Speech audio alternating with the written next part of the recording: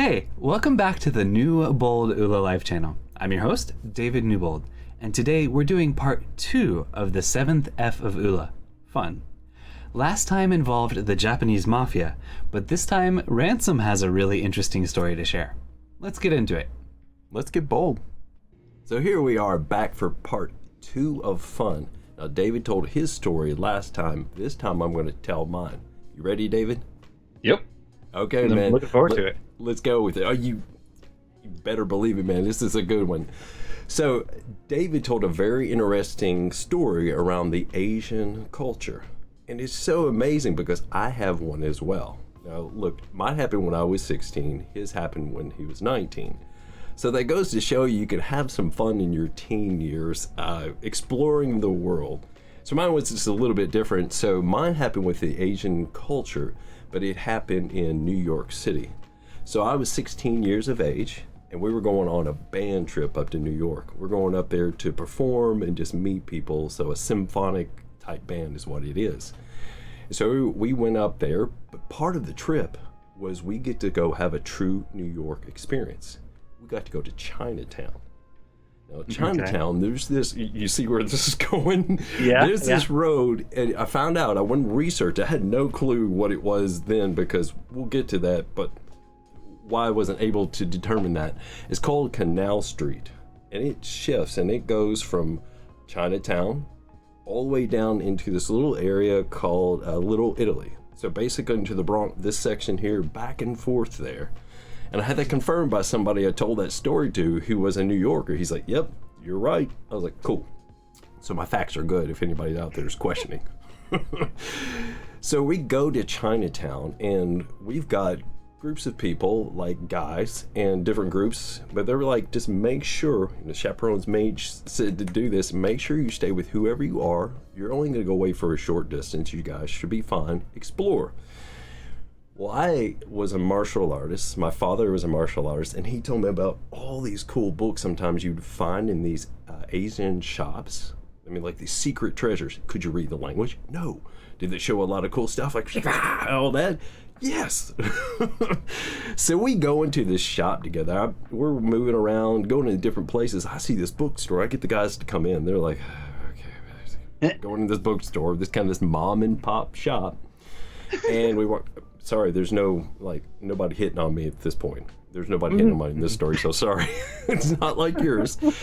So we go in there, and I'm looking around. I'm looking at the books. The guys are kind of standing there, just kind of bored. I was with 4 other guys and myself, so a total of 5 of us. And all of a sudden, the old woman comes out and goes, they were telling me about this later. I didn't know this. I didn't see this, but she's like, takes him back behind this curtain.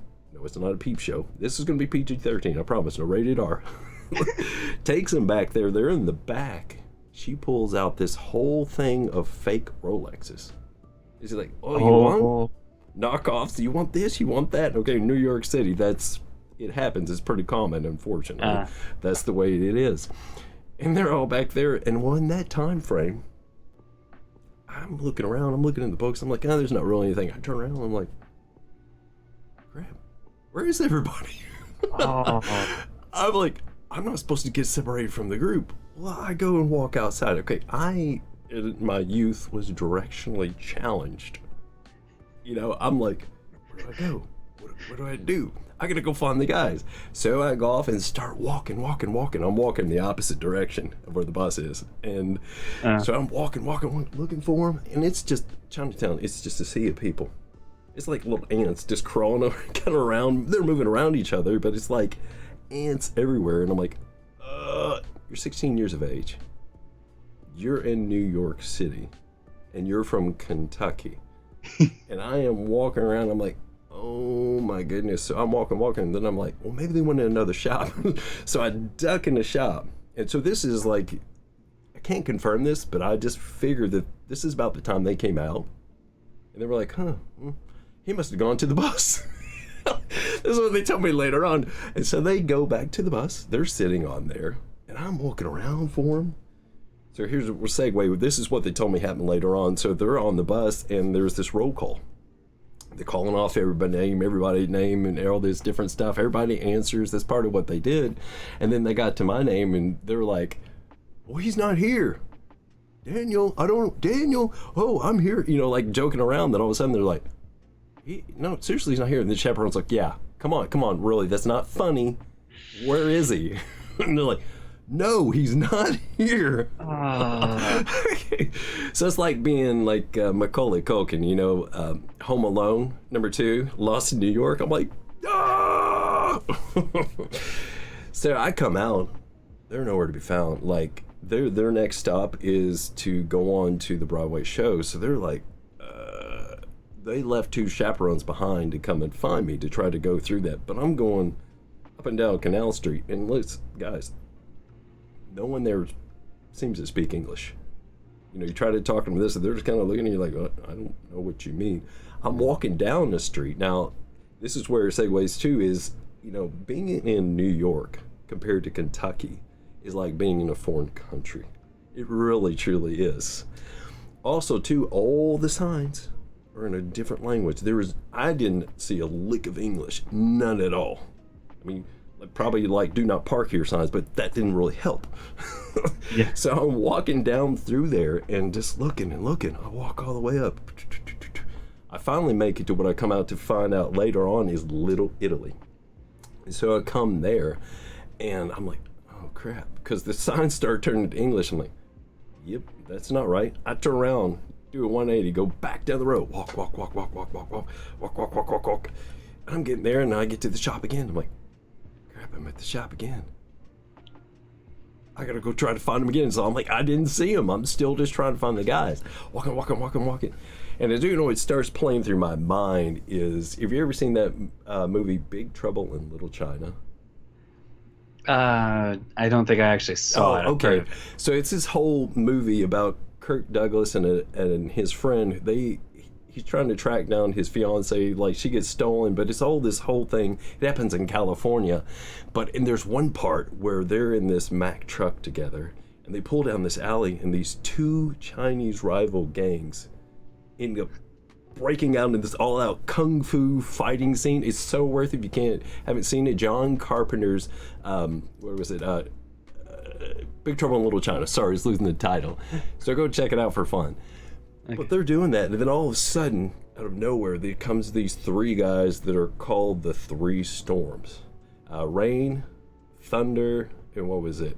Lightning. And so all these guys, the 3 Storms, and they start cutting it up, all these people, and I'm like, oh man. So going through my mind, I'm like, if I duck down one of these corners, that might happen. You're 16 years of age, you know, your mind starts just going, you just... The first thing that I'm getting all anxious, then I'm like, just have fun with it. You're in the middle of Chinatown, New York. Yes, you can't find your friends. You can't find the chaperone. You can't find anybody. But have some fun. Enjoy the experience. So I started just slowing down and just kind of enjoying myself, walking along, and just like, man, I'm starting to get hungry. We hadn't eaten lunch or anything. I'm like, man. And so I look, and there's this vendor. And he's selling what's called... leeky or lychee. And so they're like these little small, almost I can describe them just like a little pear, like teeny tiny with this hard casing. You open it, it's on a branch, and you eat it. So I was like, I've been introduced to this by my father. Is like, okay, I know what those are. That's safe. Like there's ducks hanging out, like all this different stuff. I'm like, I'm not eating that. That looks like a bug. I'm not sure about that. Okay, those I can identify and eat. Right. Right? Have you had that experience in a foreign culture, being fed things and you're just like, I'm not sure about that? In Peru, we were actually told certain things we should not eat, but actually, yeah, in the rest of my travels, it's been basically trusting whatever's served to me is safe. Yeah. You're a trusting soul. Hence the reason you probably got kidnapped and taken to... Maybe, but at least you have a fun story. So continuing back, so I'm doing that, I'm eating the lychee, I'm coming down there, and I come and I'm walking, I'm like, oh my gosh, I saw an NYPD officer.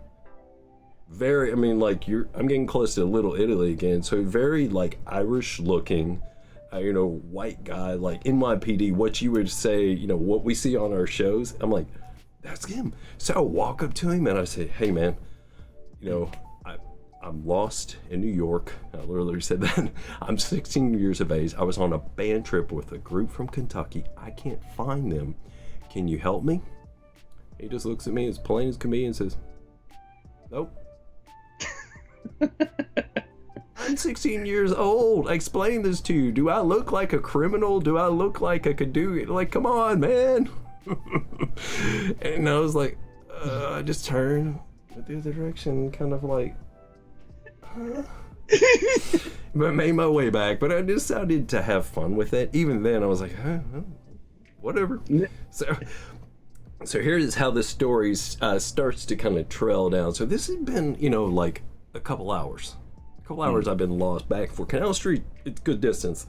I'm shortening it down for this story, but it's a good distance. Yeah. And so I come up to the chaperones. I'm just eating my lychee and stuff. I come up to them and they're talking to somebody. They're trying to find me. They have, we didn't have cell phones and all that stuff back there as much, but they're trying to describe it, this person looking for all that stuff. And I just walked to them and was like, hey guys.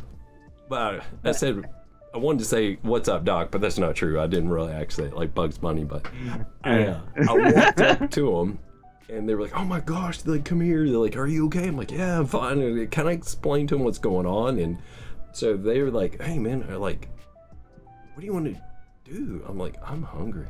Can we just go get something to eat? They're like, do you want to go? Because we were going to an off-Broadway show that Whoopi Goldberg was going to be in. So... who she is, the actress, comedian, all that. So she was doing an off-Broadway production. I was like, no, man, let's go get something to eat. I am starving.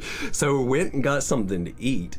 And then I told him a little bit of the story. In Chinatown or somewhere else? What's that? Oh, no. Chinatown or forget that. No, we went somewhere and ate some, where was it? Like a panini or something like that. Well, before a panini was a thing, it was like a Subway sandwich. I don't know. So we went there and ate that, and so then we went back to then we walked to the production, and the coolest thing about it is like all the actors and actresses were downstairs. They were still watching the show. It was finishing up. When I saw this really beautiful actress, I think she's pretty. I was like, dude, I'm gonna go get my picture with her. I wonder if an actor is like, you know what, I would just really appreciate it. I explain why I'm from Kentucky, I'm here visiting. I would really like to have a picture with you. She's like, okay. So I get a picture with her. I get to meet her. And I'm talking with her when everybody else starts coming out. Like all the guys, they're looking at me like, well, first they're surprised to see me. They're happy to see me. But the next thing is they're like, son of a gun, you're getting a picture with the chick we thought were the hottest. Like the guys, you could tell they're giving you the stink eye, like watching you. So that's the moral of the story. Whatever happens for me is go out and have fun. But the thing about it is I got lost.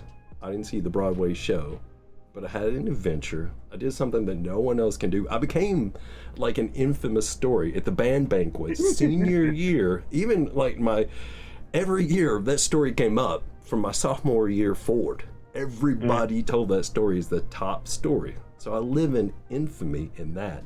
But also too, per se, I got the girl. I got the picture, right? It could be loosely translated that way. So that's it. I mean, whatever happens, if you find yourself in an experience like David did, oh my gosh, don't know what's going on, relax. Enjoy the flow.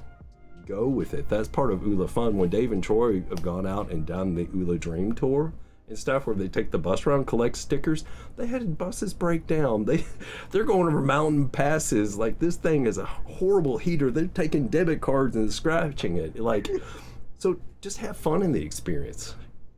It doesn't have to be complicated. It doesn't have to cost a lot, but get out there and experience things and find weird, strange cultures. You'll have a blast, right? Yeah, definitely. Very cool. I think we nailed it, man. What do you think? Yeah, I think it's good. All right. So that's it for today's episode. We're going to go ahead and close it out. And yeah, now to the outro. All right, bye for now. And that's it this time. I hope you enjoyed. If you did, be sure to tap that like button, smash that subscribe button, and share your thoughts or questions in the comments below. We'll be back next week with more Oola Insights, so be sure to check it out. And until next time, remember to seek new challenges, make bold choices, and keep it balanced. Cheers!